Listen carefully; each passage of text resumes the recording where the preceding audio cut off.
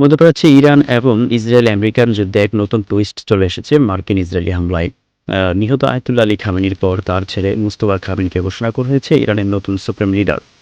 ২৮ ফেব্রুয়ারি ২০২৬ দিনের প্রথম প্রহরের হামলায় খামেনি সহ তার মেয়ে, জামাই, ছোট নাতনি এবং আইআরজিসি প্রধান এবং ৪০ জনেরও বেশি উচ্চপদস্থ কর্মকর্তা নিহত হয়েছেন।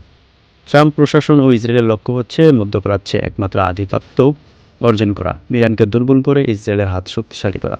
কিন্তু ইরান দমে যাওয়ার পাত্র নয়। হাজার বছরের গৌরবময় ইতিহাসে তারা কখনো সাম্রাজ্যবাদের কাছে মাথা নত করেনি, এবারও করবে না।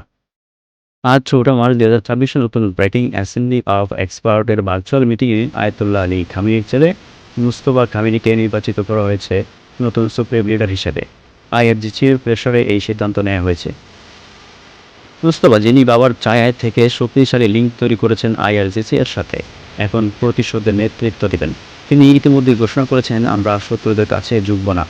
ইরান ইতিমধ্যে মিসাইল ও ড্রোন হামলা চালাচ্ছে মার্কিন যুক্তরাষ্ট্রের সামরিক ঘাঁটিগুলোতে, ইসরায়েল এবং উপসাগরীয় দেশগুলোতে।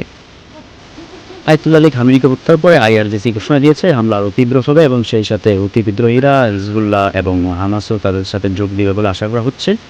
ট্রাম্পের আশা ছিল খামেনির মৃত্যুতে ইরান আত্মসমর্পণ করবে, কিন্তু মোস্তফার নেতৃত্বে যুদ্ধ দীর্ঘায়িত হচ্ছে।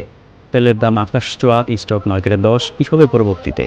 মোস্তফার শাসন কি ইরানকে নতুন যুদ্ধের দিকে ঠেলে দিবে, নাকি এটা বিশ্বযুদ্ধের শুরু? এই যুদ্ধের শেষ কোথায়? মুস্তফা কি বাবার উত্তরাধিকার রক্ষা করে ফিরে আসবেন শক্তিশালী হয়ে, নাকি মধ্যপ্রাচ্য চিরকালের জন্য বদলে যাবে?